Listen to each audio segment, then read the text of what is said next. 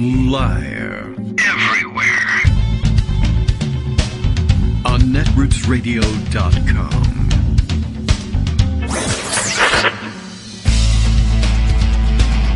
David Waldman. Kagro. In the morning.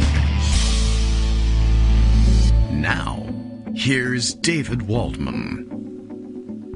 Hey, good morning, everybody. How you doing? It is Tuesday and February 1st of 2022. Happy February. Happy everything. Happy everything that goes with today and with the month, Black History Month, Chinese New Year, Lunar New Year generally, for those who are not Chinese but celebrate the Lunar New Year. I just want to get everybody in here. Happy new soy milk month. I don't know, just in case you don't want to leave anybody out. So, all right, here we are on a Tuesday, and plenty happening, as usual. I don't know if you know it, same thing as yesterday, pandemic globally with this novel coronavirus. And we continue to battle it, and people who insist that they don't have to do anything to battle it continue to actually contract it and die of it. So, plenty of that out there today, and happen to notice that, a couple of stories around the country and around the world about that. More debate about whether or not we ought to be letting down our guard and removing some of the stricter control protocols, which in this country are not strict at all, but finding that they have consequences. What do you know?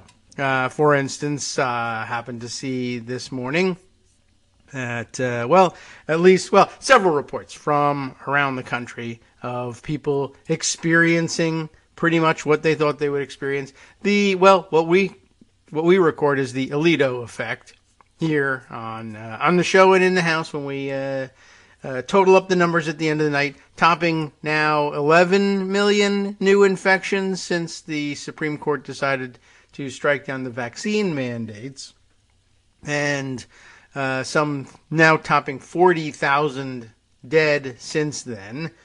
And then, of course, we have the mask mandates that are being dropped, or here in Virginia, they attempt to drop the mask mandates from the schools, the school districts resisting on that. But things happening all over the country, essentially. And the Omicron virus hasn't really, I don't think yet, hopefully, maybe just skips certain areas of the country. But it doesn't look like the Omicron virus has had its chance to do its damage in some sections of the country, where they are nonetheless letting their guard down, which may or may not result in a gigantic spike in cases in those areas of the country. Some of the other countries that are dropping their mask mandates or stricter protocols are finding that everything is fine, and some of the ones that are dropping their stricter protocols are finding that they are in need of returning to those protocols. There's a mixed bag out there, I guess you could call it that. Happened to notice a story on that from what's going on in England in the schools there from The Guardian. I don't want to get too deep into it, but I'll give you the headline at any rate. Schools in England reinstate mask-wearing rules as COVID cases soar. Seems like the sort of thing that they might have anticipated, especially as they got their Omicron wave earlier than we did. And I guess that's your result. They figured the cases spiked quickly, but then they also peaked and dropped again quickly. And they said, all right, people are tired of mask mandates. Let's drop the mask mandates and send the kids back to school without the masks. And I guess a couple of weeks later, they said, not so great. Too many kids sick. Absenteeism soaring, and among both staff and students. And what do you know? They said, what about that thing that worked before, masking? Should we try that again? And I guess they decided to go ahead and do that. All right, well, of course, it wouldn't help.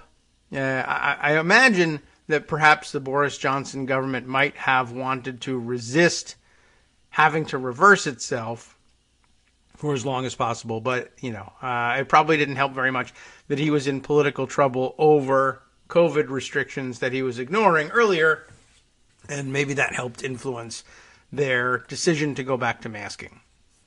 Again, I don't want to dive too deep into it, but I'll provide you with a link to that Guardian story so you can see it for yourself. I might otherwise ordinarily have spent more time lingering on the COVID problems that we've got, and there are plenty. But there are so many other things to get to today. And yesterday we spent an awful long time on the COVID things, and we ought to wait until the doctor's around anyway before we spend too much time on it. Since that option is available to us, we might as well delay it until then. I'm also here to announce that I didn't do my homework. As you know, I told Greg that I would listen to Joe Rogan's 9-minute Instagram explanation for everything else that he's done for hours at a time on Spotify. And you know what? I didn't do it. And I had a good reason. I didn't feel like it. So I thought that was very much in the spirit of his show and my own. And, I thought, well, what if I didn't prepare for my show? That would be nothing novel. What if I declined to prepare by listening to the 9-minute apology of the guy who declines to prepare? And I thought that would make us both happy and was a great compromise. So I'm going in that direction there.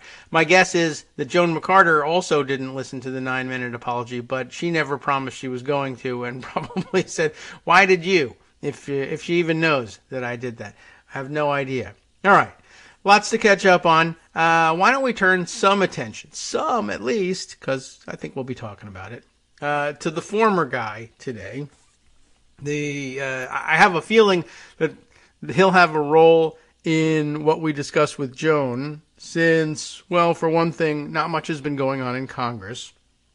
But for another, Susan Collins makes the news again because of her non-stance on the former guy. Greg briefly mentioned it yesterday, but we could perhaps spend some time on that and turn around and say, yeah, Susan Collins found herself, once again, a huge surprise, on the Sunday shows over the weekend. I think she was with George Stephanopoulos, who, I saw the clips circulating more than anything else. I wasn't watching the show. And the clips were of her being asked whether or not, despite the fact that she had voted to convict Trump in his second impeachment trial, might she still be open to supporting Trump for president in 2024. And apparently she would not, as they said in the tweet anyway. I don't know whether this was the language of the question as it was put to her. She would not shut the door on possibly supporting him in 2024, which is incredibly just, it's the weakest thing you could imagine. And just so, I don't even know what, I have no word particularly for it. It's incredible that it would happen, but it's just so weak-kneed of a thing. And just overall, it bothered me, of course, like it bothered you, because and Joan in particular, because everybody thinks Susan Collins is an idiot. It was a very stupid thing to say. I'm sure she thought strategically she's leaving the door open for everything. But it struck me that, this is a sitting senator saying, as she has before, he learned his lesson from the impeachment. We don't need to do anything about this. And nothing needs to happen. He's gotten the punishment he's supposed to get, and there won't be any necessity for more. And he won't be so crazy in his second term because we've warned him, that he could be impeached, and that even Republican senators might vote to remove him. But, I don't think that's the message he's going to get. And of course, Greg's mention of her yesterday was that she got a mention in Trump's missive, his communique from his cave at Pervalago, saying that she was crazy Susan Collins or something because of, I don't know even what prompted his inclusion of her in there, but, or whether it came before or after her insistence that she would leave the door open. I don't even know what the chronology was. It is possible that she said, I'll leave the door open. Basically, of course, she said that because she's preparing to surrender should we make embark on and finish the long march to fascism if he were to come back. That's the long and short of it, right? Trump says, announces his plans, especially in his weekend rally, that he'll pardon the January 6th rioters and basically anybody else that might otherwise implicate him. And she says, I'll leave the door open, which is essentially just, I'll surrender. I will, as I said it over the weekend, I'll knuckle under in the event of a fascist takeover of our government. And I might even vote to support the fascist takeover of our government, because if I don't, I'm afraid I'll be swept away in the purge. I mean, that's essentially what she's saying. Not only would I support our continued march to fascism, I would do so in the hopes that he would forgive me for my one act of conscience that stood to demarcate the line between legality and illegality, criminality and faithfully upholding the Constitution, and I'll surrender and I'll get out of the way. Please don't send me to the gulag when you take over again. And that's kind of sad to watch. But okay, it's been done. And all I can tell you is, as I try to put it as subtly as possible, they never had this problem in Romania. And that's because, well, you know what happened to the guy in Romania. And you know why it happened to the guy in Romania, Ceausescu? It happened because no one wanted to deal with the possibility of a comeback and the brutal repression that would come along with it. The retaliation against those who stood up when, at long last, when they had the chance to get rid of their dictator, knew that if they didn't actually get rid of that dictator, should he make a bid for a comeback and succeed, they would all see their lives ruined, if not be killed. And it wasn't a risk they were willing to take, and so they didn't take it. I don't think we should take all our political cues from Romania, but you got to be rid of a guy like that once and for all. And the opportunity was there. Although, I guess I should say, or we could say, that even the opportunity to utilize the Constitution's ability to, the prerogative that it gives to the Senate upon conviction to not only remove a president from office, or anyone for that matter, any officer, but ban them from public service in the future, or at least federal service of the federal government. You ought to take that. It was in the offing, and you could have eliminated him as a national leader right then and there. But I was going to say that's, I guess, for rule followers. I suppose that's a possibility. He could find himself elected, or find himself running for office and have people say, well, but you're barred from federal service, so there's no way this or that state are going to put you on the ballot. That would almost certainly result in a lawsuit. And normally those lawsuits would be tossed out fairly quickly. But I guess in a world where a significant portion of the federal judiciary has been planted by Donald Trump for the purposes of seeing them be loyal to Donald Trump when the time came, it's possible that the luck of the draw in some states leaves that decision up to a federal judge appointed by Trump who feels loyalty to Trump, who just says, I don't really have any logical basis or legal basis for ignoring the fact that he's been barred from future federal service, but I want to, so I'm gonna. Just like I did. I don't want to listen to Joe Rogan, so I'm not gonna.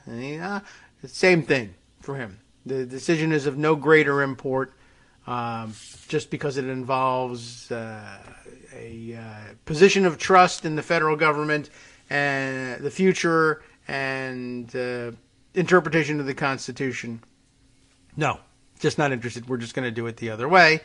Or, yeah, sure, I'll follow the Constitution, only to be reversed by an appeals court panel, depending on, what state. Although it would be awfully difficult to draw a really super Trumpy panel in some of the circuits where states that might try to deny him access to the ballot are. And I assume that there would be some states that would just simply ignore all the logic and put him on the ballot and say, to hell with it, let the courts settle it. That's certainly possible and quite likely, at least with these guys. Okay, so as you know, you might wonder, what am I listening to right now? What is this program? Well, it's the Kagro in the Morning radio show, as you know. Our audience is not big enough to be filled with people who wander by here by accident. Of course, it's a radio broadcast over the internet, and you would kind of have to specifically know where you're going. It's not something you can flip by on the dial for the most part. So, that ain't going to happen. But the Kagro in the Morning radio show is live now, and this gives me an opportunity to read Bill's tweet about it. That's the point. My goodness, we haven't heard from Kagro since last month. Get it? Because it's February 1st. So much has happened since then. It's almost overwhelming, but let's give it a whirl. And that's really actually kind of true. So, what has been happening? Well, let's see. The big stories of the day on the former guy, besides the fact, that we keep harping on that anything could happen if you allow him back in power.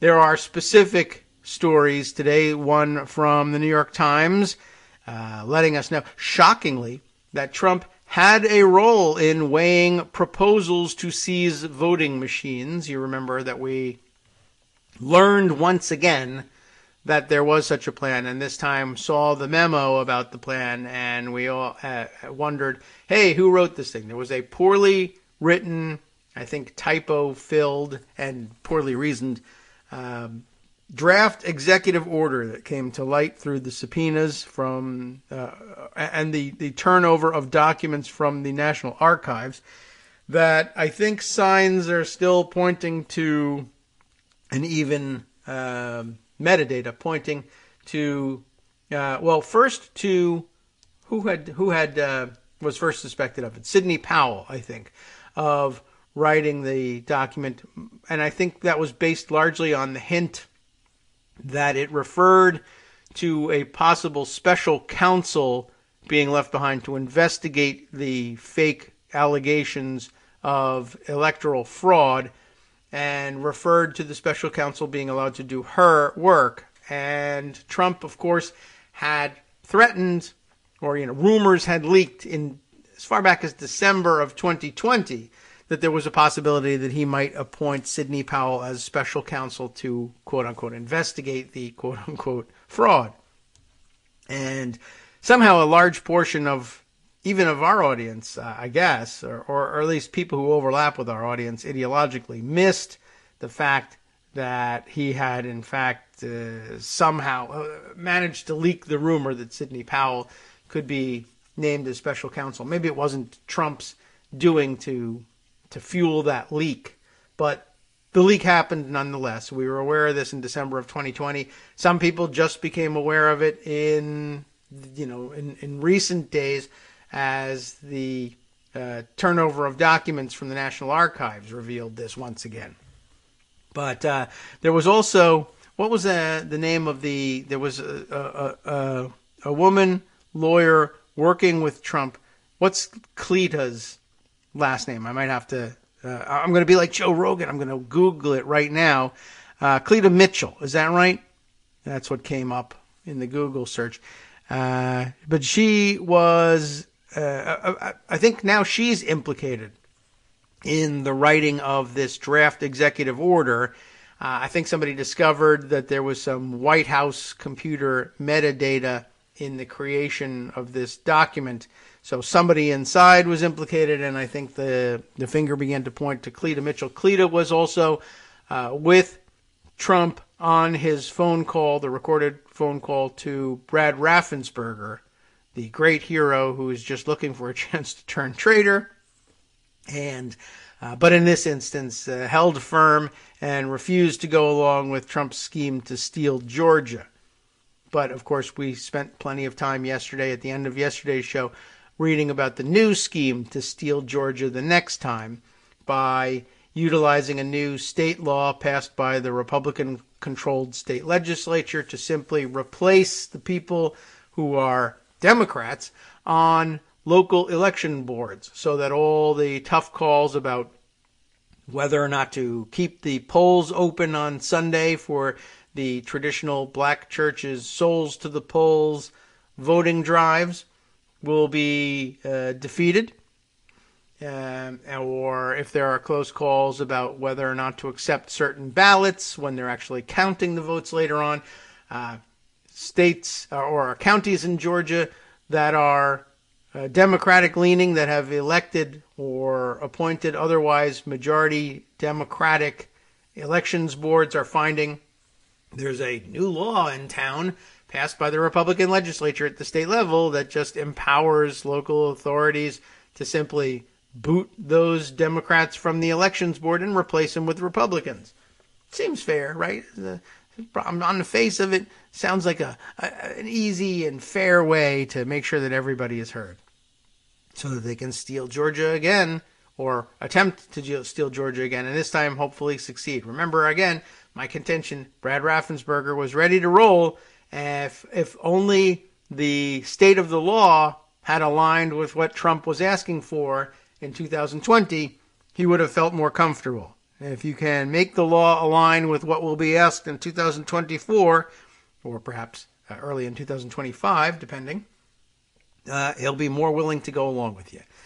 So, anyway, the hard news that I can actually prove comes from the New York Times. Trump had a role in weighing proposals to seize voting machines. This was, again, part of this draft executive order. New accounts show that the former president was more directly involved than previously known in plans developed by outside advisors to use national security agencies to seek evidence of fraud. I think we probably had mentally concluded as much, because even though these outside advisors are technically outside, the thing is he kept bringing them inside. And the outside advisors, Sidney Powell, Rudy Giuliani, the Pillow guy, the Overstock.com guy, no one knows what the hell he's doing there. No one knows why the Pillow guy is there either, but we're used to him. We're constantly surprised to be reminded that the Overstock.com guy was there. And others who consider themselves Eastman outsiders to the White House were constantly being brought in, so it's questionable how outside they really were. At any rate, a little tea, I think, just to help us with the reading. And there we are. Let's see Joe Rogan do that. Alan Fuhr, Maggie Haberman, Michael Schmidt, and Luke Broadwater team up for this one. I know it's a lineup of everybody's favorites, but this is what they're good at, using their access journalism, well, in this case, to tell us kind of what we already knew, but to attach some documents to it this time.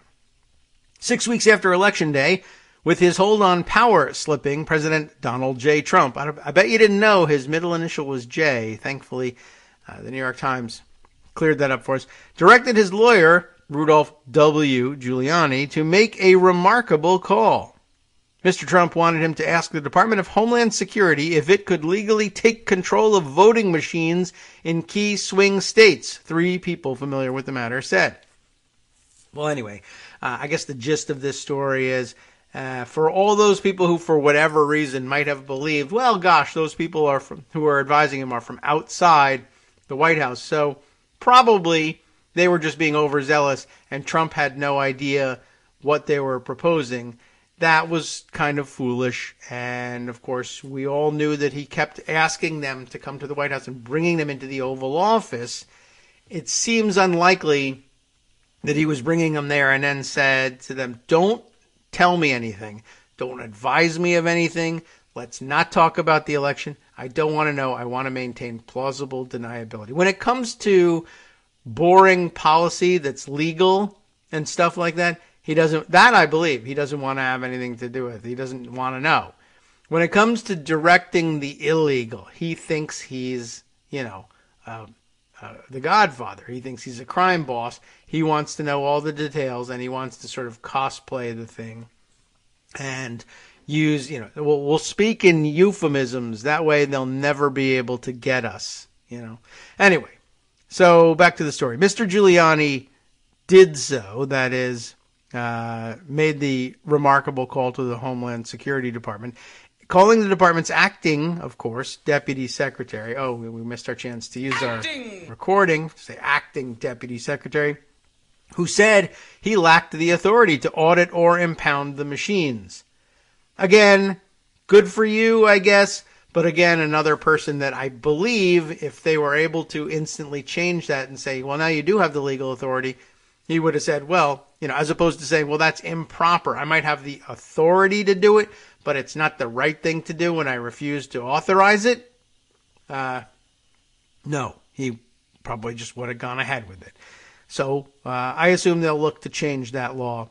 If there's any law left once they finally do seize power. Mr. Trump pressed Mr. Giuliani to make that inquiry after rejecting a separate effort by his outside advisors to have the Pentagon take control of the machines. And the outreach to the Department of Homeland Security came not long after Mr. Trump, in an Oval Office meeting with Attorney General William P. Barr, the P is for... oh, never mind.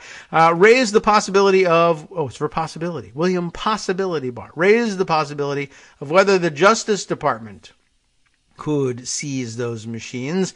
A previously undisclosed suggestion that Mr. Barr immediately shot down. He didn't want anything to do with it because, of course, well, it would have been illegal and crazy, and gosh, the optics of it. But isn't that interesting? I mean, I guess it's not supposed to be the main focus of the story, but just taking notes. Since we're going to take a break, I'll wrap up this way by saying that Trump definitely wanted to have those machines. That seems obvious, and I guess part of his role was, well, can the Justice Department seize them? No, sir, we can't do it. Well, how about the Pentagon? No, we're not going to do it either. Well, how about the Department of Homeland Security? We finally get around to the Department of the Interior? Hi, it's me, David Waldman, the same guy who was just talking to you a second ago. Our Patreon subscription drive is still going strong, with over 175 monthly donors who help keep us on the air. If we've helped keep you going during the pandemic, why not return the favor and help us keep going so we can all be together for the next disaster? Patreon.com, Patreon.com, makes it easy to make secure, recurring monthly contributions to support our show. Patreon.com/KagroX gets you straight to our donation page. Maybe you'd like to thank us for keeping you sane during the Trump era. Maybe you're looking forward to in-depth explanations of what's going on in the Biden administration. Whatever it is that keeps you listening, we need your help to keep bringing it to you.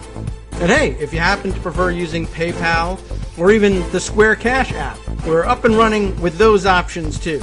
Thanks again, everyone, for all your support. We literally could not do this without you.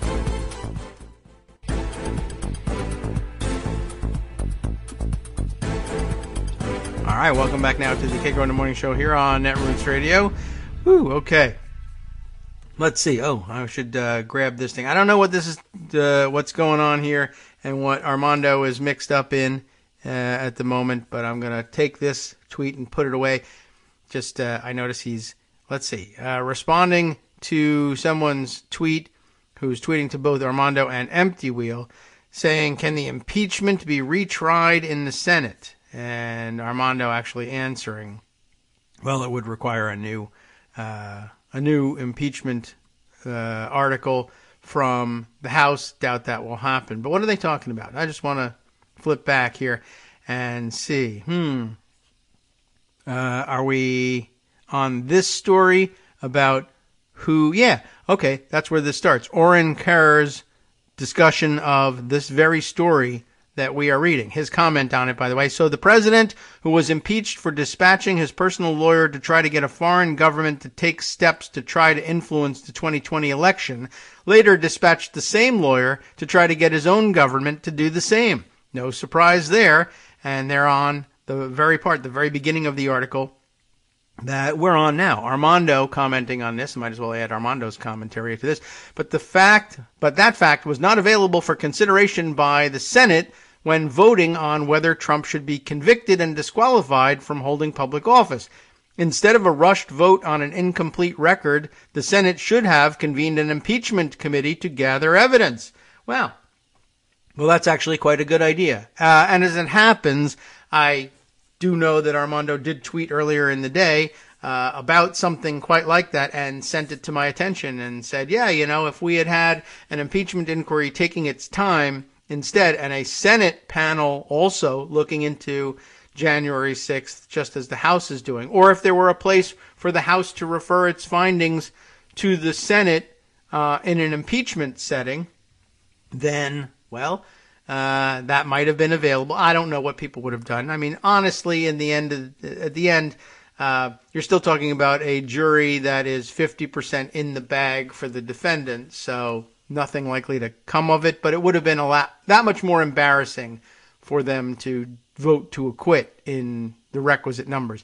Let's see. Empty Wheel. Marcy Wheeler responding to Armando, saying, given that OLC has held that one can be criminally charged after being acquitted by the Senate, well, you don't even need the OLC to tell you that, charging him is still the best option, and I get that may not happen. And it is carbonic blockchain, or as they're identified in the handle, but the address that they use on Twitter, Nong Head, if that helps you figure out who you're talking to, is the one who asked, can the impeachment be retried in the Senate? Well, not this. Well, you know what? Who knows? Quite honestly, retried, probably not. However, I guess you could ask for a reconsideration of the vote if you were a member who voted on the winning side, which would have been for not guilty. But be interested to see whether anybody would ever change their mind on such a thing.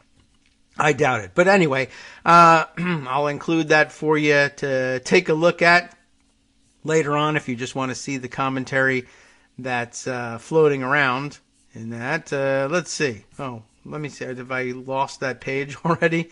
Dang. Okay. Well, we'll go back and leave it here and sort it out later. Okay. So back to the New York Times article, because everyone else finds it fascinating too, obviously. Giuliani does make that call.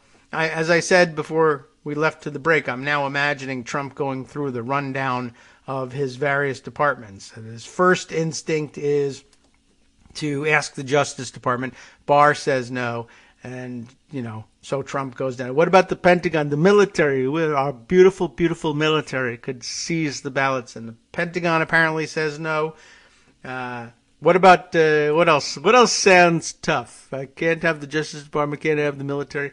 The Homeland Security, they have tough guys. How about the Homeland Security? Will you seize these machines?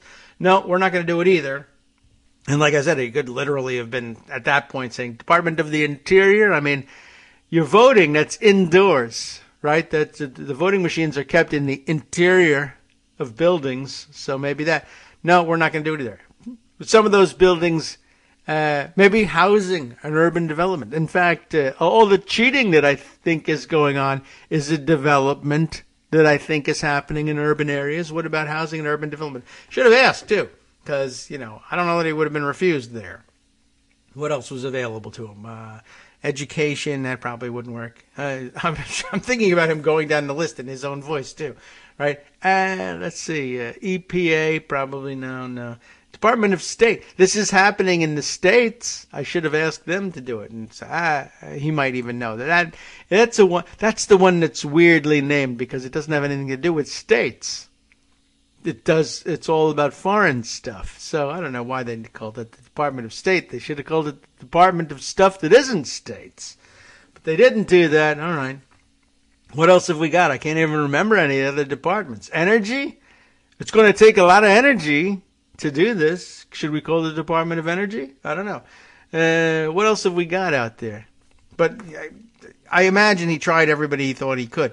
The new accounts show that Mr. Trump was more directly involved than previously known in exploring proposals to use his national security agencies to seize voting machines as he grasped unsuccessfully for evidence of fraud that would have helped him reverse, or that he thought anyhow, would help him reverse his defeat in the 2020 election, according to people familiar with the episodes.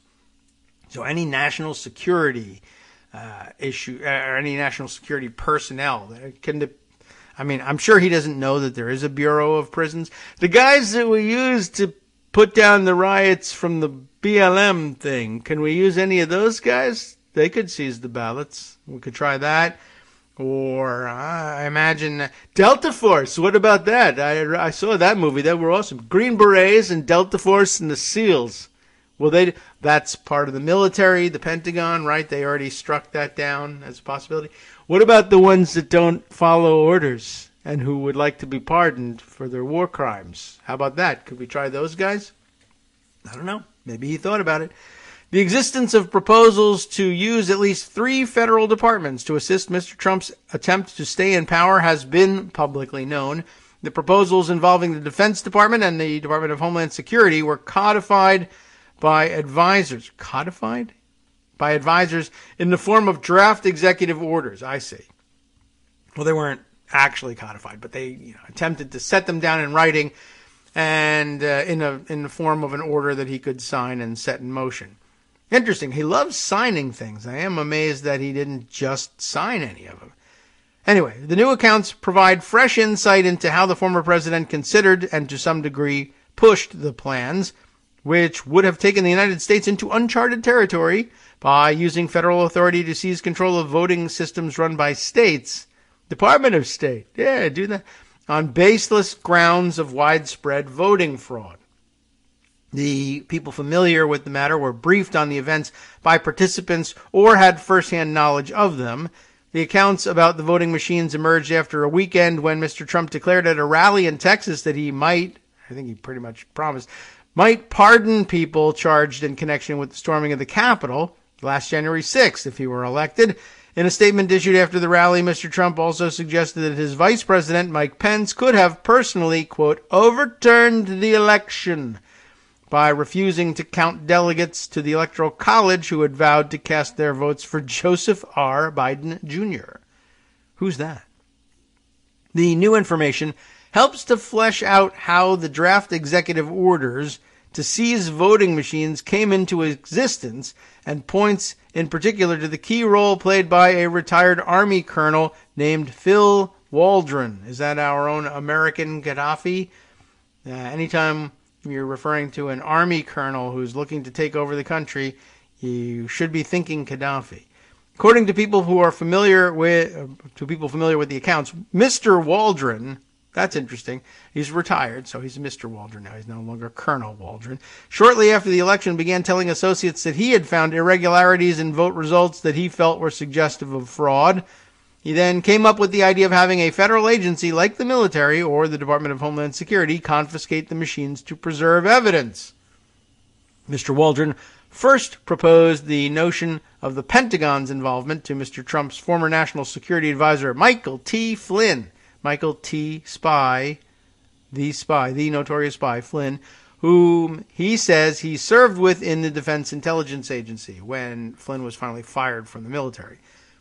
The plans were among an array of options that were placed before Mr. Trump in the tumultuous days and weeks that followed the election, developed by an ad hoc group of lawyers and pillow magnates like Sidney Powell and other allies, including Mr. Flynn and Mr. Waldron, not lawyers. That group often found itself at odds with Mr. Giuliani and his longtime associate Bernard Kerik. Oh, I didn't know that. Infighting. How fun. As well as with Mr. Trump's White House counsel, Pat Cipollone, and his team, actual lawyers, even if a little adventurous, let's say. Around the same time that Mr. Trump brought up the possibility of having the Justice Department seize the voting machines, for example, he also tried to persuade state lawmakers in contested states like Michigan and Pennsylvania, contested in the sense that he refused to accept the results, not that the results had actually been contested by anyone but him. But anyway, he attempted to persuade state lawmakers to use local law enforcement agencies to take control of their voting apparatus. People familiar with the matter said the state lawmakers refused to go along with the plan. The meeting with Mr. Barr took place in mid to late November. That's kind of early days for this sort of plotting. When Mr. Trump raised the idea of whether the Justice Department could be used to seize machines, according to two people familiar with the matter, Mr. Trump told Mr. Barr that his lawyers had told him that the department had the power to seize the machines as evidence of fraud. So how do you like that? He's asking the chief law enforcement officer of the country, the Attorney General, whether or not he could use the Department of Justice to seize the machines. He says no. There's no legal authority for that. And Trump says, well, my lawyers say you could. And I'm sure he's used to saying that about almost everything. But, you know, I'm just thinking about the general absurdity that it doesn't really occur to him that there are a set of lawyers out there who are not afraid of his teams of lawyers.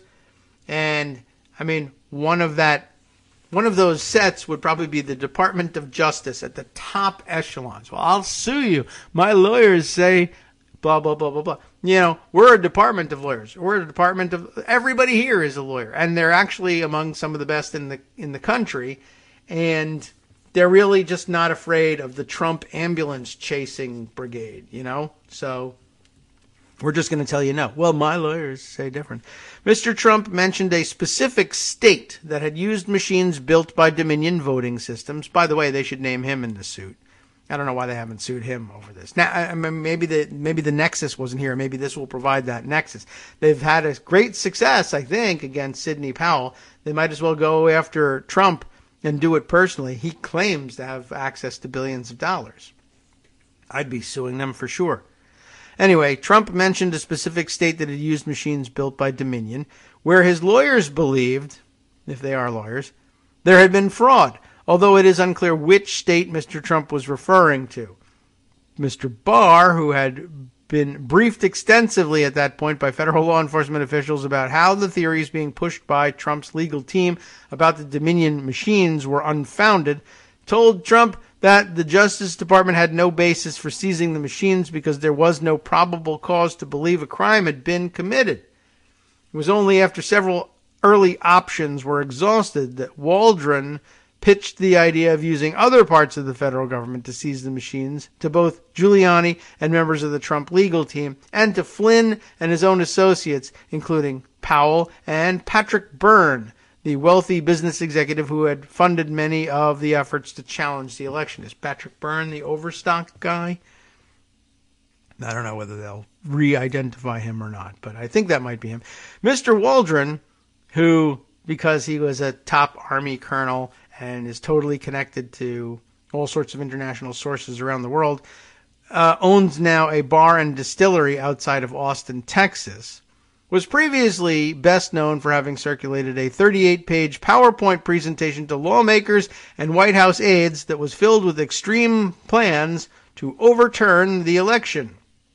I mean, I guess I'd be happy if I had the access to circulate my own PowerPoint presentations about ways to seize power in Washington, but then again, I'm not a distillery owner.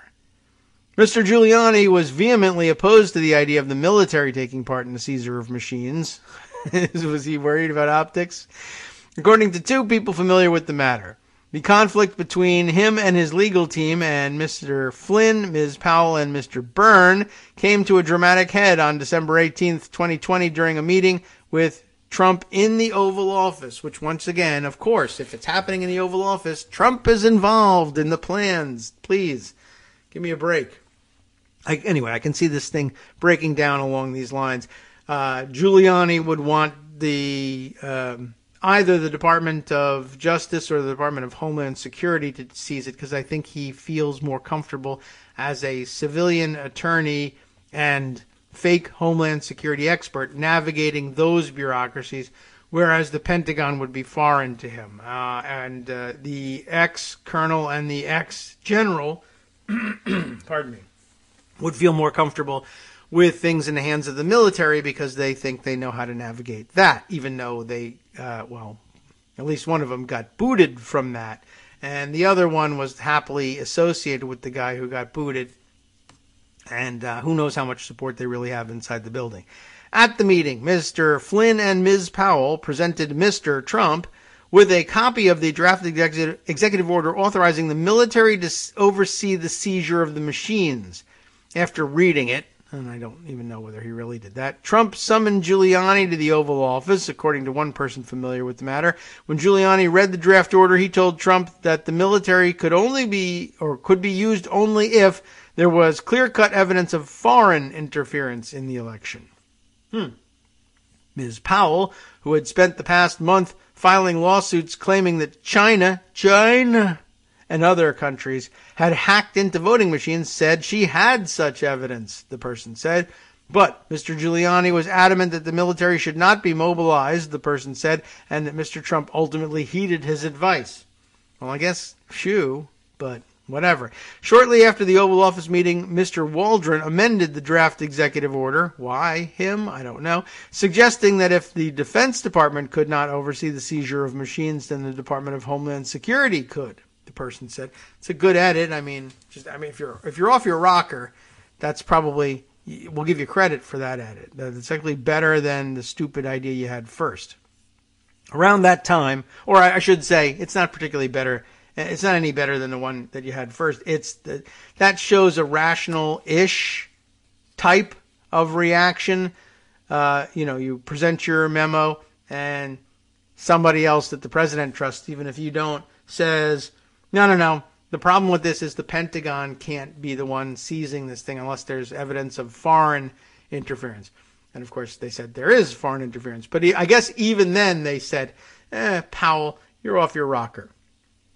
Because if they really believed her evidence, then they would have pushed and said, no, this plan will work. Giuliani, you're wrong. We have evidence of foreign interference. But they couldn't convince Giuliani, I guess, even, that there had been foreign interference. So good adaptation, I guess, in the sense, for somebody who's completely out of their league, out of their depth, and off their rocker to then say, well, why don't we amend it? Make it the Department of Homeland Security. I mean, that's almost vaguely, human level understanding of what's going on in the country. So that's good for you.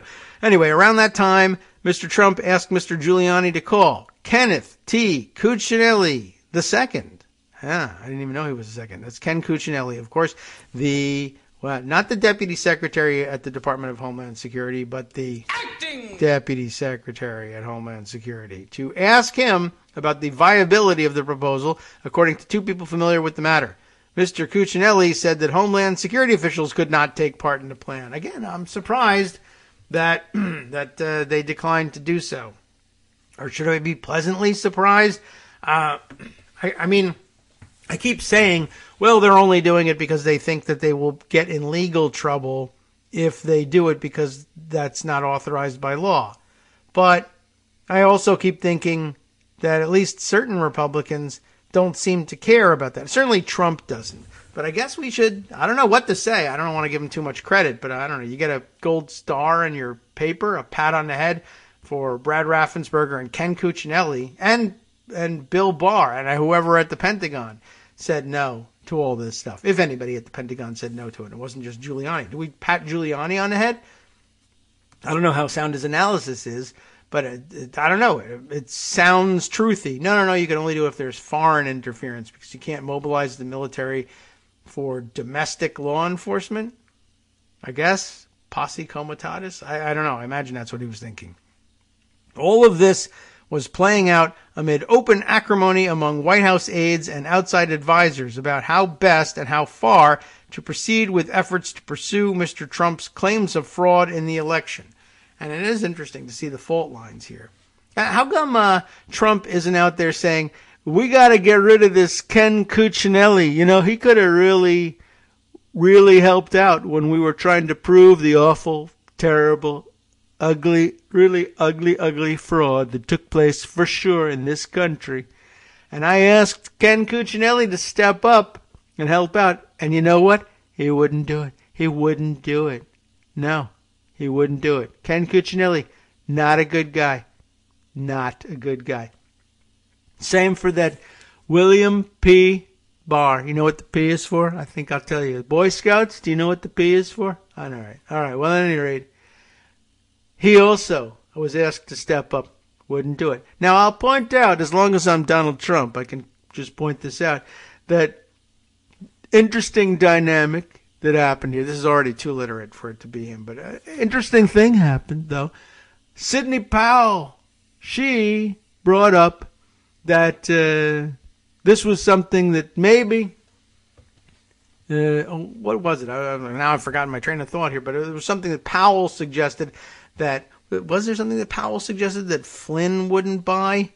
I was just sort of thinking, but no, it was Giuliani that wouldn't buy it. So, but I'm just thinking about, even inside this group of crazies, there are some people who are like, nah, Powell's nuts. No, we're not going to do it. It was Flynn and Waldron who then rebounded from that and said, well, we'll have the Homeland Security Department do it. And Ken Cuccinelli, bad guy, wouldn't do it. Don't know who wouldn't do it at the Pentagon, but that guy's fired too. Anyway, where else were we? All this was playing out amid open acrimony among White House aides and outside advisors about how best and how far to proceed with efforts to pursue Trump's claims of fraud in the election. That same month, during a meeting on another matter, Trump asked Cuccinelli what he thought of appointing a special counsel to investigate election fraud. Okay, that's the Powell thing now. Let's see, what does Cucc say about that? Mr. Cuccinelli, according to two people briefed on the conversation, said it was not a good idea for a variety of reasons. When Mr. Flynn, Ms. Powell, and Mr. Byrne arrived at the White House to discuss the plan to use the military to seize voting machines, they were not let into the Oval Office by a typical gatekeeper like Mark Meadows, Mr. Trump's chief of staff. Rather, they were escorted in by Garrett Ziegler, a young aide to another Trump advisor, Peter Navarro, according to Mr. Ziegler's account. So that's interesting, too. Sort of a blow to the prestige of Mark Meadows. Are you the chief of staff here or not? I waved in General Flynn and Sidney Powell on the Friday night of the 18th, for which Mark Meadows' office revoked my guest privileges, Mr. Ziegler said on a podcast. That's good. Adding that he had done so because he was, quote, frustrated with the current counsel Mr. Trump was getting. What a freelancer. Boy, oh boy, Garrett Ziegler, you should be in big trouble. Even Mr. Giuliani, who had spent weeks peddling some of the most outrageous claims about election fraud, felt that the idea of bringing the military in was beyond the pale, which is a term that I maintain we should somehow be angry about, as you may recall from previous shows. Not really. Don't be too worried about it. So even Giuliani thought that's crazy.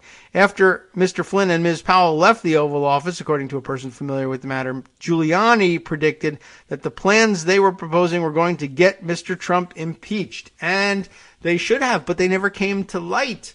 And we didn't have a chance to impeach him for that. And, you still have the opportunity to impeach him for it now. I know no one likes to hear it. And maybe you're afraid of optics. But that remedy is available, and to the extent you believe that he would honor the Constitution's bar against future federal service, and maybe he wants it as an excuse not to run again. He wants to just play golf and hang out and be a player in politics by yelling about things and having people say, yeah, that guy's right, which is not a bad spot to be in. I mean, ultimately, if you're a podcaster, isn't that what you're after? Maybe he should have a podcast. He can compete with Joe Rogan. Anyway, if that's all he really wants, then maybe he would like to have the excuse of being barred from federal service. He should ask people to impeach him. All right, maybe that will make him happy. Another story, much circulated on a similar front, involves the Presidential Records Act and Trump's habit of destroying things covered by the Presidential Records Act, some of which may have been subpoenaed along the way. And so I guess you're starting to, flirt with the idea of obstruction of justice again on another front and tampering with evidence. I mean, I guess it's pretty straightforward. If anything that the January 6th committee or the DOJ has subpoenaed shows up in this condition, then I guess you might have grounds for a case. The story here in the Washington Post, some records sent to the January 6th committee, presumably pursuant to subpoena, were torn up and taped back together, mirroring a Trump habit, a very newspaper-ish way of saying, remember that Trump used to love, and still does, loves to destroy documents because, of course, he's got a guilty mind about these things, and he knows that they are things that could get him in trouble, even though he's also too lazy to actually destroy them in a fashion that makes them irretrievable. He just tears them in half or tears them in, although some of them he tears up quite a bit. And there was some reports earlier on that some of the things were like he would pop them in his mouth and chew them up. That's a pretty good way of destroying them. But it's also pretty good evidence that you're guilty of obstruction of justice. So let's see. Some of the records sent to the January 6th committee, I guess pursuant to subpoena, were in this condition. The National Archives confirmed Trump's unusual habit, i.e., he's the only one. Unusual in the sense that no one else does this, and that this unusual habit is illegal, a violation of the Presidential Records Act. His unusual habit, of course, ripping up documents, which forced aides to attempt to piece them back together in order to comply with the Presidential Records Act. And maybe that's something we should clarify, too. If you're tearing them up, especially even after being advised by the White House lawyers that you can't do that legally, do you really avoid violation of the Presidential Records Act if aides spend time trying to tape them back together again? Maybe good reason not to charge them with being an accessory to the violation, but it's been violated, hasn't it? Does the tape mean, no, still in compliance? That's an interesting question. Let's see, who's reporting here? Jacqueline Alamany, if I've pronounced that name correctly, Josh Dawsey, Amy Gardner, and Tom Hamburger, unless it's Hamburger. Maybe I've mispronounced that the whole time. Anyway, our break coming up, we'll give you just a taste of what's going on here before we part for just a moment. When the National Archives and Records Administration handed over a trove of documents to the House Select Committee investigating the January 6th insurrection, some of the Trump White House records had been ripped up and then taped back together, according to 3 people familiar with the records.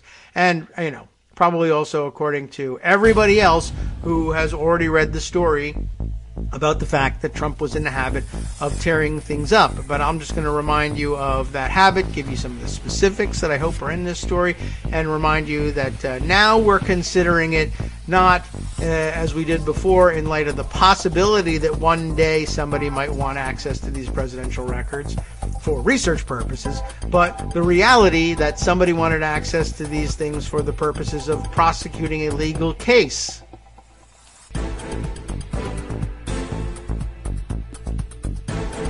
All right, welcome back, everybody, to the Kagro in the Morning Show here on Netroots Radio. Okay, let's see. So many more fun things happening on Twitter that I feel like we should just all be there and having a party and talking about what's going on that front instead. But it's important to get through these stories and parse them and discuss them while we still have a chance. Let's read more about what went on at the National Archives and in Trump's office tearing this stuff up. Former President Donald Trump was known inside the White House that he was the president. You would think he would be well known inside the White House, but he was known for his unusual and potentially unlawful, and it isn't really so potential, it just really is unlawful, but he hasn't been convicted, so the legal department says potentially unlawful, habit of tearing presidential records into shreds and tossing them on the floor, creating a headache for records management analysts who meticulously used Scotch tape to piece together fragments of paper that were sometimes as small as confetti, as Politico reported in 2018. So yes, we've known it for a long time.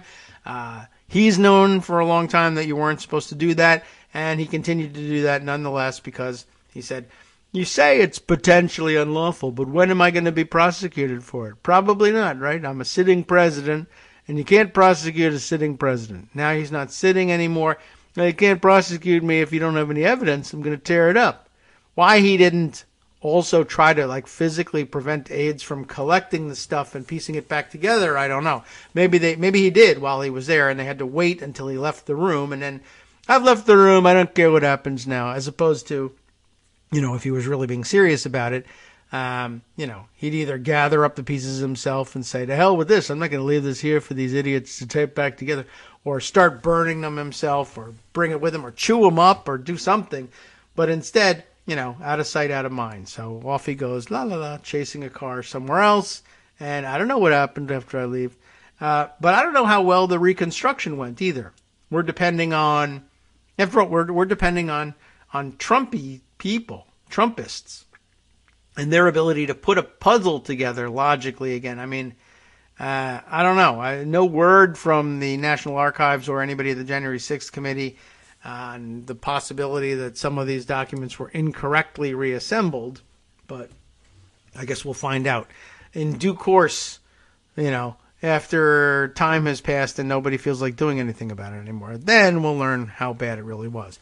But despite the Presidential Records Act, which requires, allegedly, we say it requires it, but it didn't seem to do anything here, requires the preservation of memos, letters, notes, emails, faxes, and other written communications related to a president's official duties, the former president's infrangible, really, not intangible, infrangible, shredding practices apparently continued well into the latter stages of his presidency.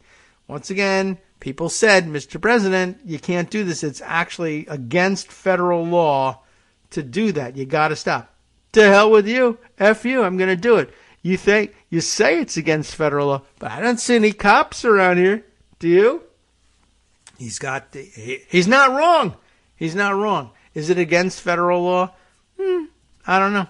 Maybe. I had an argument over the weekend, by the way, with somebody who, I don't know who the hell they are, but one of the, crazy ladies out there insisting that we got to get rid of the mask mandates or the vaccine mandates or whatever. She was taking the position this is total sidebar, but taking the position over the weekend that the local school boards here in Virginia choosing not to abide by Youngkin's purported executive orders rescinding the mask mandates were acting illegally or breaking the law, which, is kind of shorthand, and I understand where she was coming from, but I think she should have been clearer about it.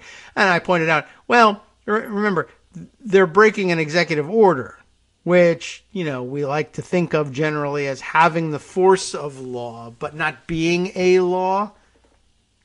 And she maintained, well, no, that there's a statute that says that you have to honor executive orders as though they had the force of law. That's what gives them the force of law. Although I asked, and while that's entirely possible, I asked, what statute is that? Like, what statute would you charge somebody with a crime if you thought this was against the law?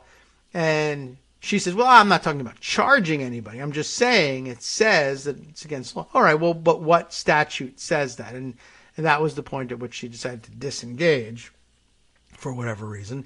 But I never really got an answer about that. I'm curious about that, actually, and maybe some Virginians, if you're there, or just some good researchers could point to that. Because I did look around. There probably is such a law somewhere. Although I did notice that there's a law on the books that says when it comes to executive orders for purposes of security or public health, like something like this would be, that there's a law that lays down a much more clear marker and says that if an executive order lays out what the punishment and penalty phase ought to be, that if that's done and the order is in the context of emergency orders and public health orders, and then they're defied, that you can in fact be charged with a crime if the crime is outlined, if the punishment and penalty is outlined in the executive order, and the executive order makes specific mention of penalties for defying it, then you can be, in fact, charged with something. But that law becomes effective in 2023 for some reason. And I wondered if that's what she was depending on and not something else, and that law wasn't really effective yet, and that's why I didn't get an answer. I don't know. But anyway, it's interesting because, here Trump's argument inside the Oval Office, I'm sure, is it's not illegal if you can't arrest me for it. And since you can't arrest me for it, then it's not illegal as far as I'm concerned anyway right now about that. Could I be arrested for it later? They say you could be, but I know that they won't because we don't do that in this country because that's looking backward and the optics and the yada yada, and we don't arrest our political opponents and predecessors, except I actually campaigned on that as a platform last time to arrest Hillary Clinton from the previous administration. Then I won and I didn't arrest her, but I don't deliver on things. I just like to threaten them And that way I keep the optics a questionable thing. And one day I can use the optics to argue against my own arrest, perhaps. Anyway, I'm just saying that if he's not wrong about this because he's a legal realist here, then it's also, I guess, within bounds to say that defying an executive order on the state level, completely different set of law, of course, but defying an executive order, even on the federal level, like, I don't know, is that illegal? If nobody gets arrested for it and nobody is punished for it, how do you say it's illegal? Well, it's illegal in theory. And, well, that doesn't help us in reality. I mean, everybody knows that it's supposed to be illegal in theory to destroy records under the Presidential Records Act. And yet he did that. And yet, so there's another open and shut case that could be prosecuted right now on the basis of what we know. In fact, could have been prosecuted on January 21st, 2020, based on Politico's reporting in 2018. But wasn't. Because what? The gears have to turn slowly. We need to roll up street thugs to give up their bosses, to give up their bosses, to give up somebody from inside the White House who will tell you that the president actually did exactly what Politico reported he did, and others have reported since. I don't think so. But, you know, what can I tell you? They're not doing it. So despite the Presidential Records Act, which supposedly requires the preservation of all that stuff, the former president's infrangible shredding practices apparently continued well into the latter stages, they say, of his presidency. I guess all the way to the end. The National Archives on Monday took the unusual step of confirming the habit. Again, it's an unusual step. Is it like, well, his behavior was so weird that we feel that we need to take this unusual step? Or is it just he's the only one who's ever done it? And that's what makes it unusual, the fact that I have to take this step. Confirming the habit, saying in a statement that records turned over from the Trump White House included paper records that had been torn up by former President Trump. How do they know that? Could have been anybody. The statement came in response to a question from the Washington Post about whether some January 6th related records had been ripped up and taped back together. Some of the documents turned over by the White House had not been reconstructed at all, according to the archives, so that's just still actively a violation of the Presidential Records Act, right? Arrest somebody.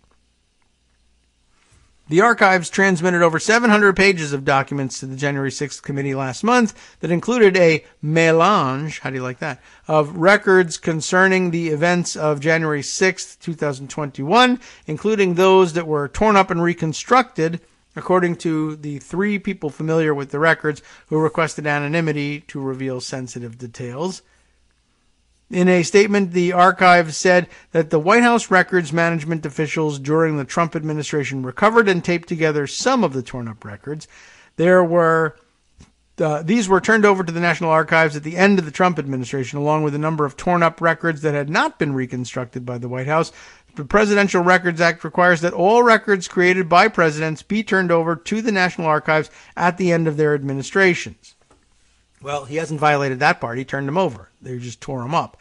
It's unclear what documents in the tranche delivered to the January 6th committee were damaged, but legal records indicate that the documents over which Trump sought to assert privilege included presidential diaries, schedules, appointment information, handwritten notes concerning the events of January 6th from White House Chief of Staff Mark Meadows, speeches, remarks, and more. The archivist is set to hand over more documents in the weeks and months to come. The committee declined to provide comment.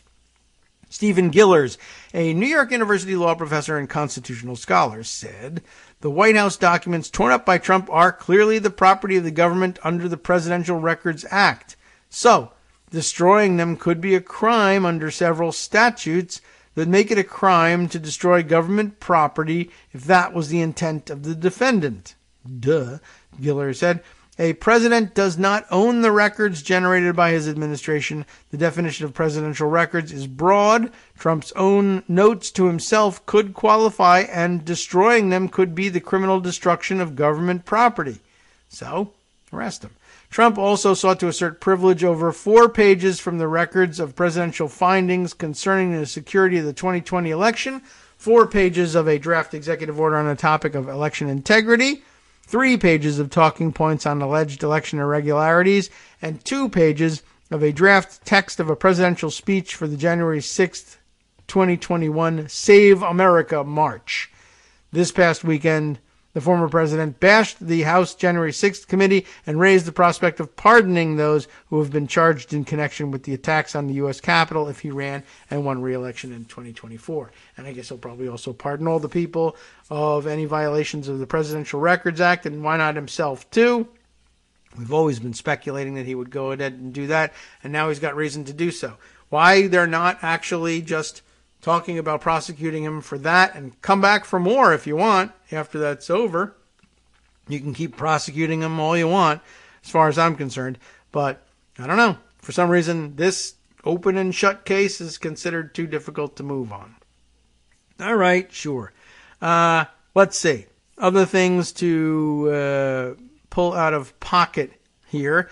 Why not throw this in here too? Marcy Wheeler tweeting yesterday, sending around the tweet thread of own all the things, except it's pwn all the things with the P. PWN all the things. Speculating about what may have happened over the weekend in Ukraine. Marcy commenting on the thread she includes in her tweet by saying, Ukraine thwarted an attempt to pull a January 6th. An interesting perspective. Pwn all the things, of course, had this to say that she's connected to one tweet in a longer thread, but she jumps in the middle. The beginning of this thread, just 2 tweets prior, goes like this. These are from January 31st, just yesterday. Ukraine National Police says they have detained several organizers covertly planning large riots in Kyiv and several other cities. We'll at last learn the names, perhaps, of some other cities in Ukraine. According to the statement, the organizers had purchased 200 smoke bombs, 200 fireworks, 10 fire extinguishers. Fireworks and fire extinguishers. They're very safety-minded. That's good.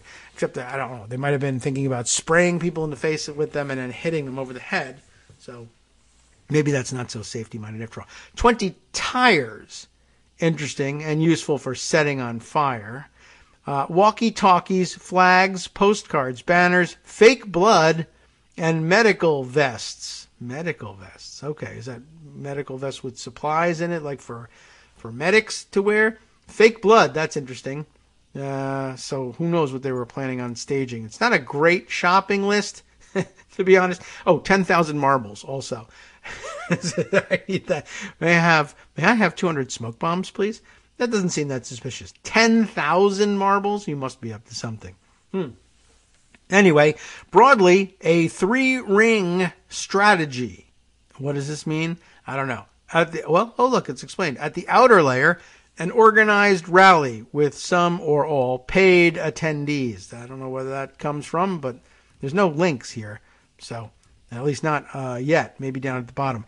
Inside this, a large contingent of paid agitators who were to trigger violence and fire fireworks at buildings at coordinated points in the rally. Interesting sounding. And at the core, a hardcore group of agitators paid well to directly fight with and overwhelm local police. Your Proud Boys or Oath Keepers in our analogy. The main things worth noting here, in my opinion, are that this was not amateur money, scale, or organization. Timelines were first event today, more events in February, that this is coordinated and multi-region, and they already pulled the trigger to go, not merely developing options. But again, no links to anything here as far as I can see. Why not? Oh yeah, here we are. Right up at the top, the first one. Is it in English? That I don't know. We might have trouble there. But it's in the first tweet that says, Ukraine National Police says they've detained several organizers covertly planning large riots. Not only is the report possibly not in English, maybe not. We'll see what we get here. There's I got to prove I'm human along the way. Oh, what am I going to do? I got to click each image that containing a bus. Okay, good luck to me. That one's a double-decker bus. Ooh, this one's an airplane. Is it an Airbus? I hope not. Anyway, plane, train, plane, boat, train, boat, bus. Okay, let's see if I passed the test. It's asking me again. Does that mean I've done this before. Does that mean I didn't pass the test? Or does this mean I'm doing something? Am I teaching a artificial intelligence robot somewhere how to identify buses? I don't really know. Anyway, it is, after all, something in, I guess, is it in Ukraine? I don't know. Well, it just bumped me back to I am human. So I guess this doesn't work. I'll do it again. Now I got to do the one with boats in it. Does that mean I failed? Do they have some idea in their mind that I was wrong about what buses are? I think I'm teaching a computer at this point. All right. Well, one more attempt. I'm not the only one in the world doing it. Redirecting. Let's see. This one time let me through. And to what? To something in Ukrainian. I could translate the page, I guess, using Google, but I don't know how. So let's see. There must be something to click on somewhere, but I don't know where. So, okay. This is of no use to me. I'll have to take his word for it that is what is being reported by the Ukrainian police, and that the Ukrainian police are not lying. I'm not sure what else to do here. Oh, now there's a chart here that appears to demonstrate the things that they bought. There's the tires and the fire extinguishers. This one here says 200. Remember what we were told, 200 fireworks? The picture here is of a torch, and not a British torch like a flashlight. We're talking about like an Olympic flame style torch. There's a hand in the picture and everything. There's the 200, I guess, smoke bombs is my guess, is what that canister is. There's the tire. Then there's the, I guess, is that supposed to be the walkie-talkies? Oh, that only has like 12 of them. There's 2,000 something else. Maybe it looks like a pamphlet of some kind. 320 flags. This is the interesting part here. I don't know what that is there. That could be water bottles. 6 somethings. And it looks like, I don't know what, a document, like maybe a permit of some kind for the marches. There's the medical vests. The other thing here on this list, on this chart that isn't on the list, is what looks to be like 200. I mean, it looks like fishing rods. I don't know that. I'd really be curious to know what that's all about. I've never really thought about their use in a riot, but I guess you could make some real mischief with that stuff. All right. Well, at any rate, we'll keep an eye on that, just something else to watch in Ukraine. I guess I'll use the last couple minutes here before we hear from Joan, or at least the segment in which we usually hear from Joan, to add to yesterday's reading of the interference in the Spalding County, Georgia election board. If that story wasn't weird and shocking enough for you, and it should have been. There's this story. I don't know if I can read the actual story because I think it's in the Orlando Sentinel, which is paywalled, but I could see whether we could get around the paywall. But this caught my eye as I saw it tweeted around by Raw Story, and I think that, I'm not certain I agree entirely with the read of what's going on here by Raw Story, but it certainly hints at the possibility of some shenanigans. And because Ron DeSantis is involved, I come to the conclusion that, yeah, shenanigans. I will call shenanigans on this. But it's not quite as drastic as it's played up to be in the headline here, but it ain't good. Raw Story's headline on it from Travis Geddes: Florida Republicans effectively, quote, nullified black state representatives election by refusing to send certification letter, which is worrisome in the context of the Electoral College shenanigans and just the general worry that I have that Republicans' interpretation of constitutional mandates is just, well, who says I have to? And we've all written the laws all along the way like no one would ever dare not send along. For instance, you get elected.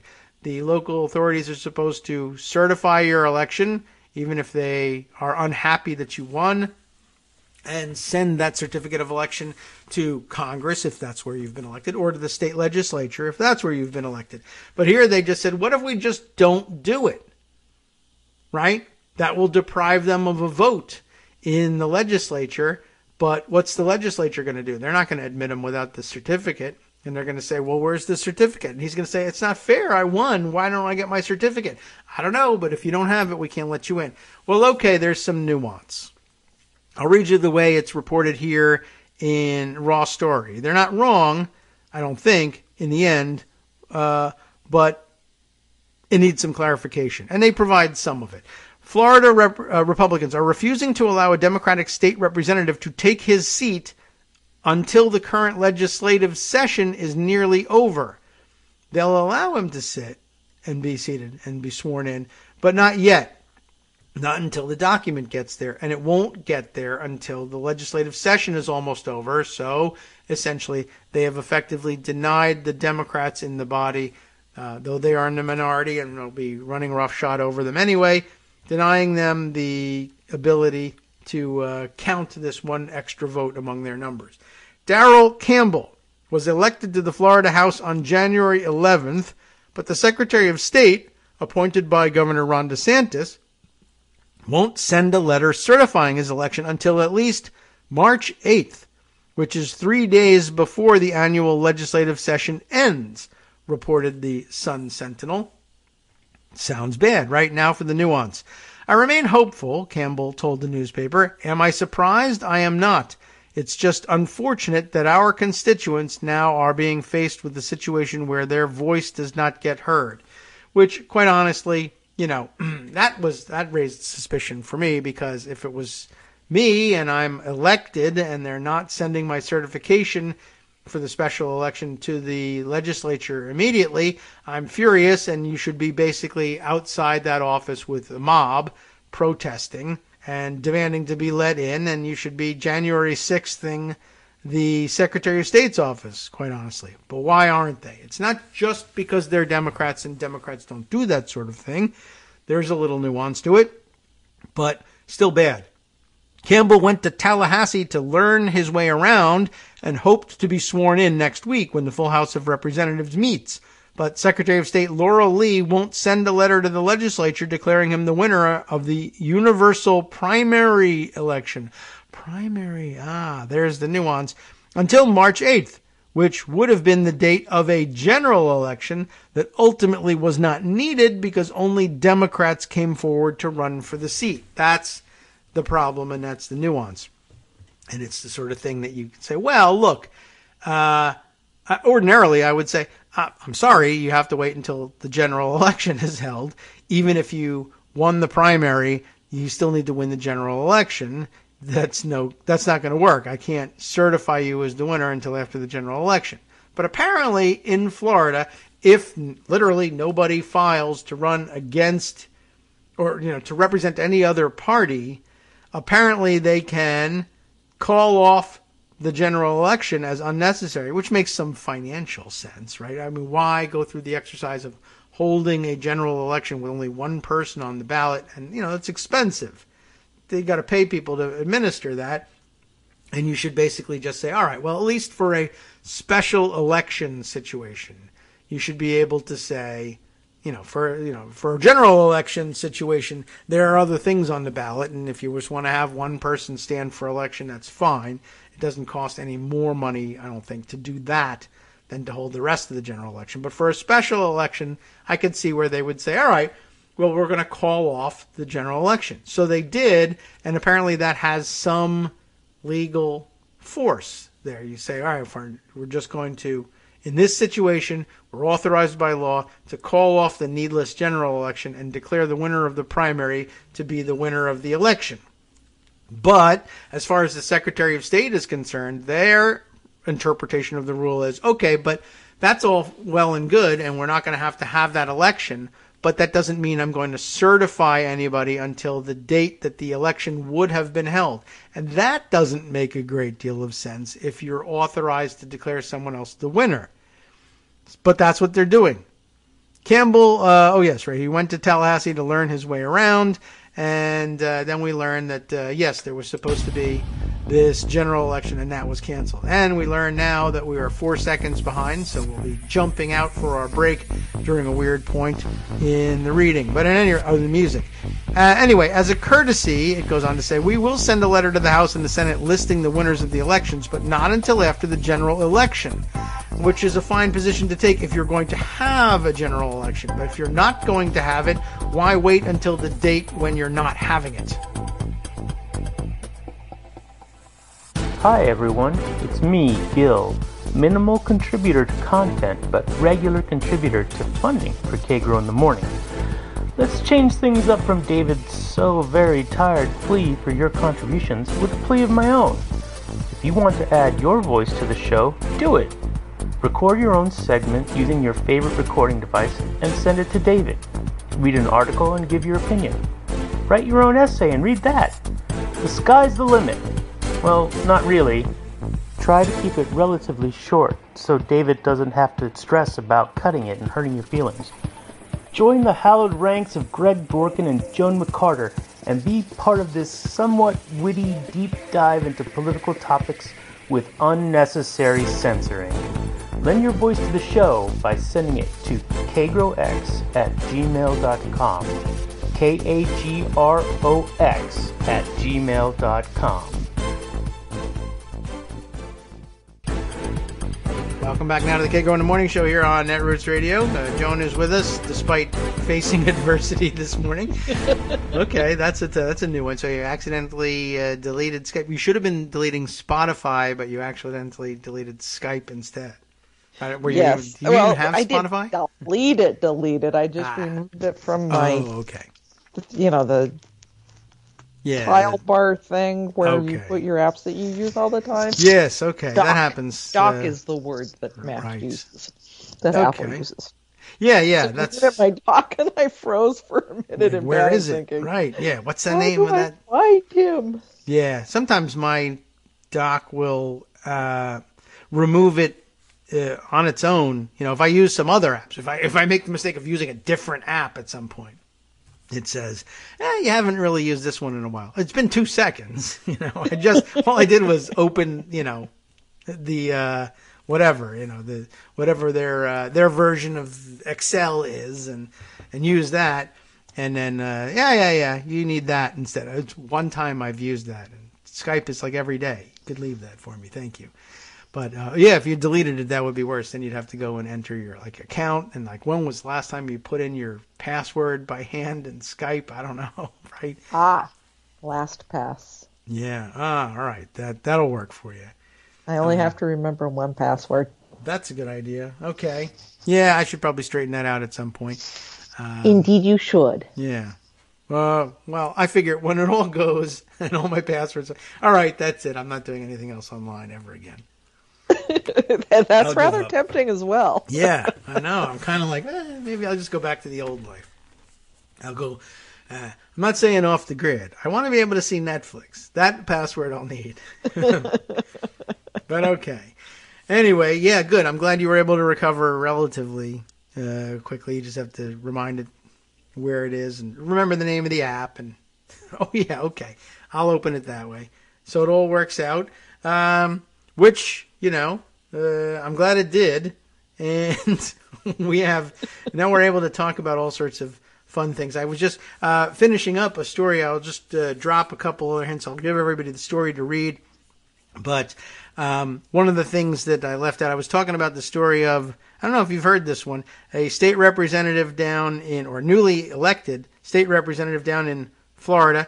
He's a Democrat and would otherwise ordinarily be entitled, apparently, to his seat in the state legislature. But the Secretary of State is refusing to issue a letter certifying his election and send it to the legislature, and until such time as the general election that they no longer need to hold, because all there was a Democratic primary and literally no one else filed to run for the seat.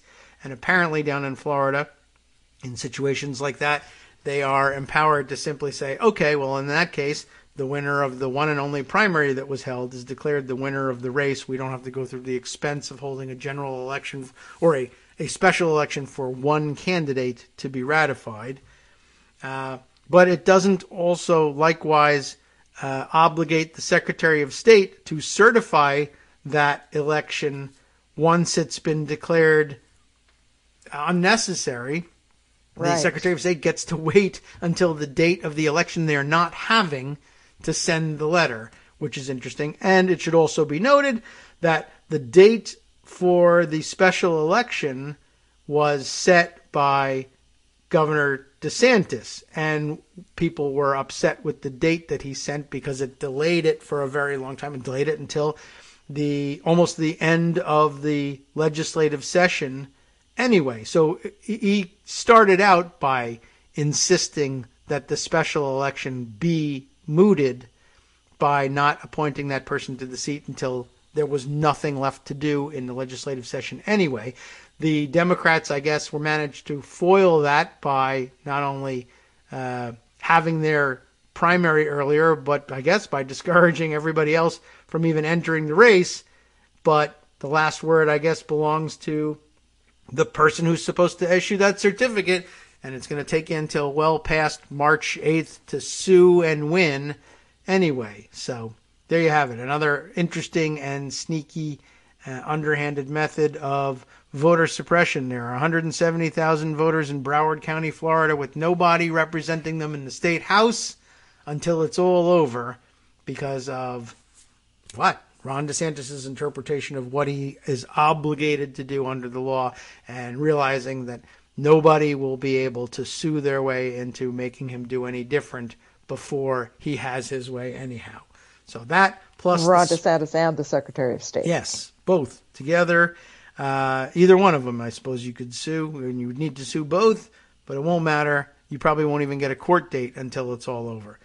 So that I read in conjunction with yesterday's story about Spalding County, Georgia's decision under the brand new state law passed by the Republican-controlled legislature there that apparently has, I don't know, I don't know whether anybody's suing yet, but apparently the law is basically, hey, if you feel like certain counties are, quote-unquote, underperforming in their with their county boards of election, you can more or less nullify the appointments of anybody that you feel contributes to that underperformance.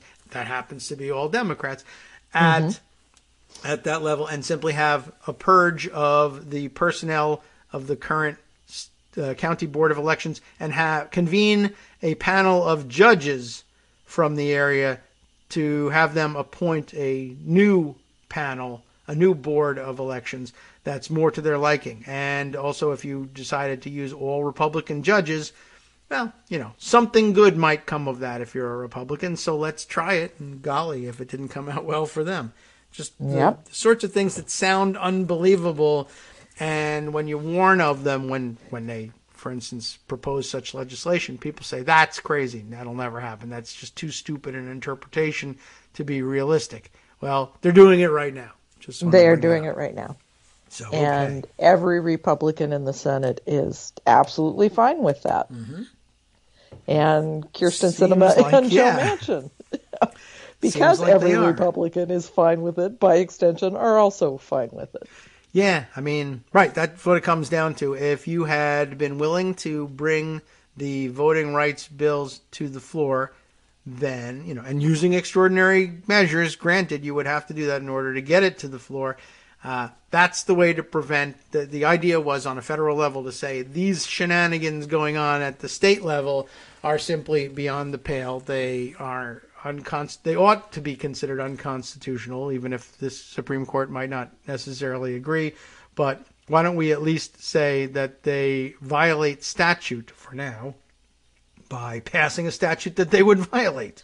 Right. Give at least some toehold for legal action against the states doing this. If you want to find out whether it passes constitutional muster, give them grounds on which to sue.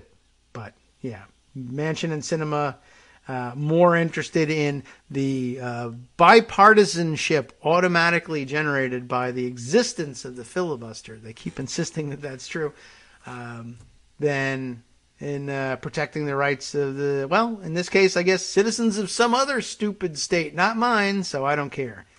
I guess that's the attitude that they're bringing. And nothing's changed in the past week on that front. Nothing has changed in the past week except for this Electoral Count Act reform heating up. Okay.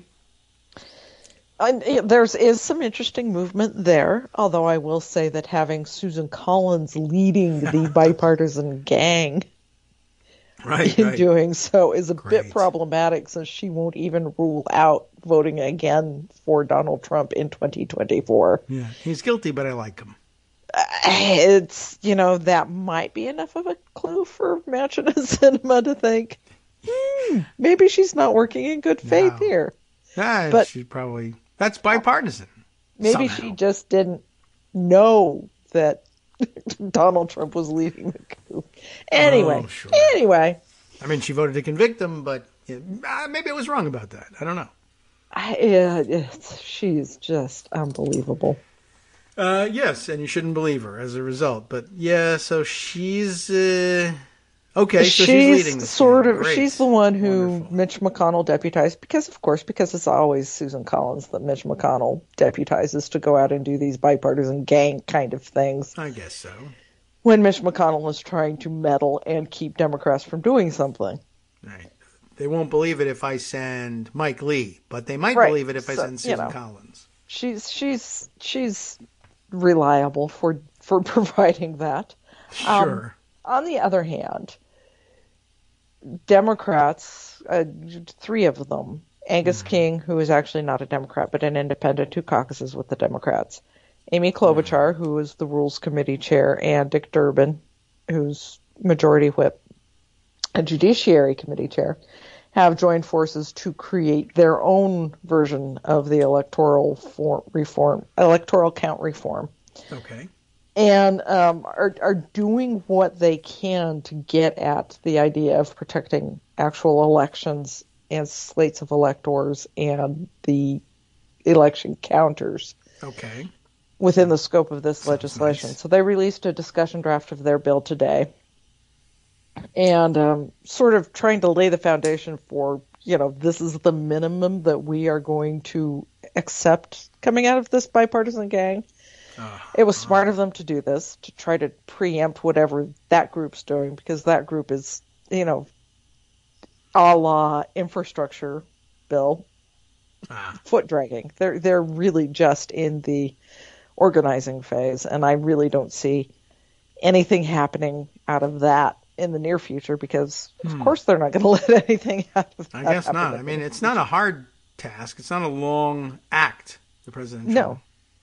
Although they're making noises about, what can they do with it that would help with voting rights or whatever else. They're widening the scope. I think, again, so that they can widen the time frame for getting it done. Yeah. Well, we have disagreement around that now. Right. So, right. Okay. Mission but these creep. 3 are out, with their saying. All right. To protect the electoral slates that states provide. That saying that legislatures can't appoint alternate electors after Election Day.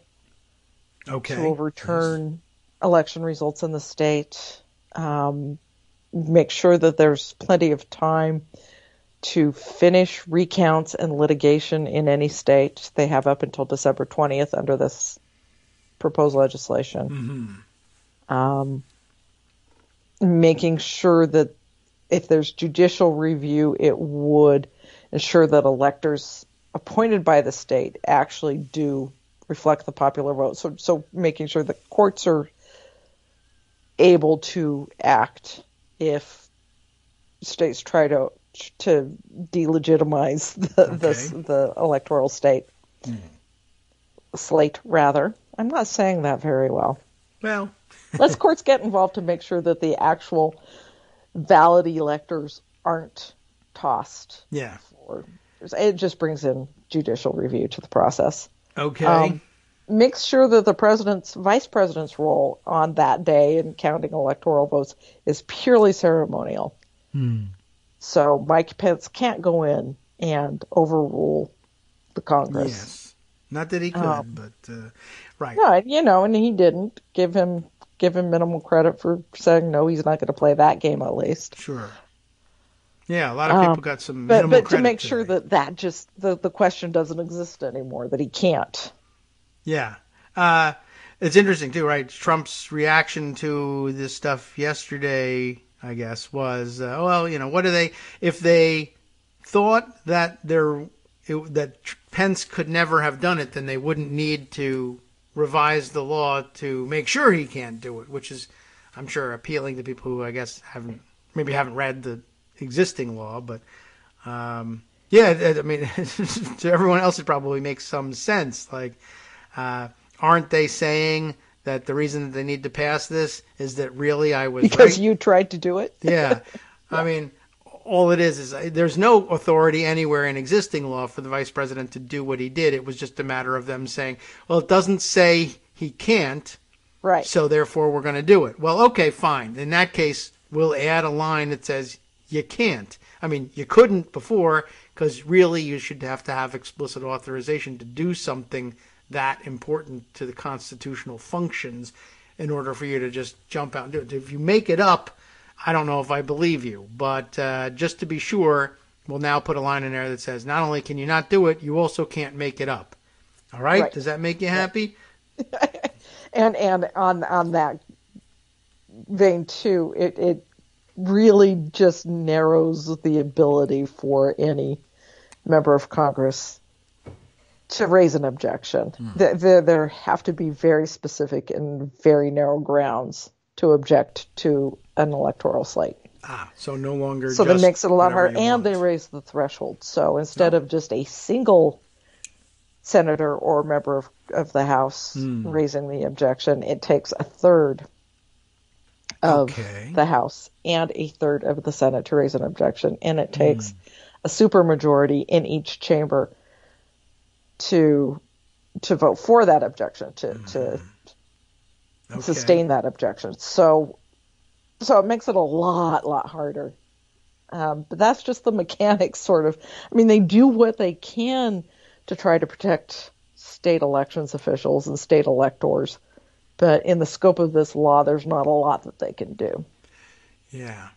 Now, this too, I mean, any hope of actually bringing it to any compromise they come to is naturally subject to filibuster as well. Right. So, I don't know if this is anything more than yet another attempt to show Joe Manchin and Kyrsten Sinema that no, Republicans are not going to allow any significant reform here. Everything feels like it's just one long game of trying to get those guys to wake up to reality or make their position in fighting filibuster reform so untenable and so ridiculous that they're embarrassed by it. I don't know. Maybe. Yeah. Maybe I could suggest an amendment that in order to register a contest of an electoral slate, that not only they're going to raise it from one member of the House and one member of the Senate, but one of the members from the Senate I guess if you need a third of them now, or what is it? Is that right? In order to do it, one of whom has to be either Joe Manchin or Kyrsten Sinema. Let's say filibuster that. They're filibustering your ability to make this decision, I like that. I mean, as long as the thing is going to die because of the filibuster, you might as well. I mean, but in reality, you could throw in there something about, well, the protest has to be signed by members of both parties. There you go. I'm enshrining the bipartisanship that you love. It's a dumb idea to do, but since it's not going anywhere, throw it in there just to demonstrate that they don't care about that the way you think they do. But then who knows? Then they say, all right, well, maybe we'll get out of the way of this one. Shoot. But yeah, I'm what else can I be but cynical? Yeah, and looking at this and thinking that even this, which is absolutely essential reform, yes, it should have been done before now, but, yes, nobody tested it before. Right. And, of course, essential but not sufficient. It's all very common sense stuff. It's not going to pass because of the filibuster. Yeah. There's no reason for them to want to do it. Susan Collins' talk is what Susan Collins' talk has always been. Just a decoy that Mitch McConnell sets out to have moderate Democrats flock to and say, see, bipartisanship is possible. Yeah. And I suppose it is possible that somewhere there, in the back of their minds, Republicans' plan is to propose this thing, to support it, and then Democrats to say, well, it's not going anywhere because filibuster anyway. And then they might say, because it doesn't really get in their way, well, you know what? We won't filibuster this one just to prove that you're wrong by saying, when you say that Republicans filibuster everything, we won't filibuster this And that's thing. possible. I mean, they did that with the infrastructure bill. Yeah. Knowing that they could then go home to their states and say, look at all of the billions of dollars I am bringing home to my state. And they're doing that. I mean, if it's going to be good for them, yes, they'll do it. So, yeah, it's possible that this one they would allow, but they're not going to do it anytime soon because they want to drag everything out as much as possible. Yeah. And not let I guess that's probably Biden true. Get anything done, essentially. Yeah. And which is why I think chances are very much more likely that on February 18th we are not going to see an omnibus spending bill pass. I think we're going to get another continuing resolution. Yeah, that's the most likely. I can't imagine him finishing that work. It's now February 1st. These things don't go very quickly generally, and whenever they come under time pressure, CR is an easy fallback. But well, they are not going very quickly specifically because Republicans don't want it to, because they want Joe Biden to still have to be operating under a Trump budget. Yeah. And they want that to last as long as possible. And if it lasts up until the midterms, they're A-okay with that. Mm-hmm. Right. Even though, as we talked about last week, defense contractors aren't necessarily. They're not unhappy. They're not particularly happy about it. They think they could be getting more. They could be getting more. And they could. That's true. That's one of the more frustrating things. Well, if you just let the Democrats take control and write the budget, we'll do better under even their budget. And it's probably true. It is true. The House Democrats added an additional $28 billion more than the Defense Department asked for. Okay. In their defense appropriations bill, which still hasn't passed the Senate. So it is probably true. 100% probability, as you pointed out. But, Shelby admitted that this is what they're looking at. That Republicans are probably thinking, we'll just wait until after the midterms. Yeah. When we will probably get the Senate back and then we can have more influence over the budget. Yeah, and that's probably what they're telling the defense contractors who are upset. I could be getting more if you just pass a real budget. Well, how about if we tell you you'll get even more than that if we're the ones writing the budget? Right. Okay. Well, then we'll wait. We'll be fine. We're not hurting as it is. We were just greedy, and we'll just live on the greed that we are living quite well off of now. I just won't expand my wine cellar until next year. Right. Okay. I think particularly because we now know Biden is going to get a Supreme Court seat. Republicans are going to do everything in their power to shut down absolutely everything else. Okay. Yes, well, that's a good point. In that now there's so much for them to have to do. It will exact that much more pain if they say, well, because we're angry about something else, or if you were to mess with the filibuster, or even just do something normal, like enjoy the ability to appoint somebody to a Supreme Court seat under the rules you set for that procedure. Well, we'll just throw a fit and drag our feet. It just happens to be a very crucial month during which we'll be dragging our feet, and also get our way on the budget as a result. So it sets up well for them. It does set up well for them. And at least on Supreme Court, it doesn't look as though Manchin and Sinema are going to be a problem. Okay. They've been pretty good on they've been fine on judicial nominees. Okay. And Manchin is even saying, a quick turnaround time. I'm fine with that. Yes, I did notice that. And that's one of the few things that he has said he is happy with a quick pace with. Usually he's the one asking for a slowdown. Although I thought I did see then somebody else asking for a slowdown in the White House possibly saying, yeah, slowdown wouldn't be such a bad idea. Durbin sort of floated the idea that we'll take whatever time is needed. Which, Okay. Why? I mean, if it's whatever's needed, then I guess that's why. But I mean, do you need it? I guess this is the question. Why? What's the need? I mean, you know that the White House has had their list. They better. Now they say that it's up to 13, but I really don't know that it is up to 13. I think it's 3 or 4. But I don't know, are they trying to make this look deliberative? I don't know what.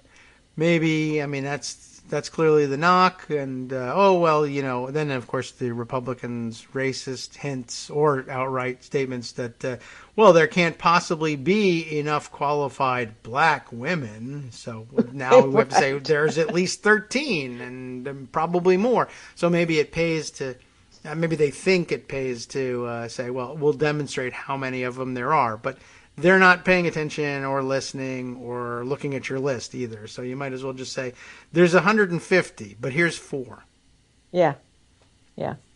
The Republicans are going to be trollish, and they're going to be racist, and they're going to be misogynist.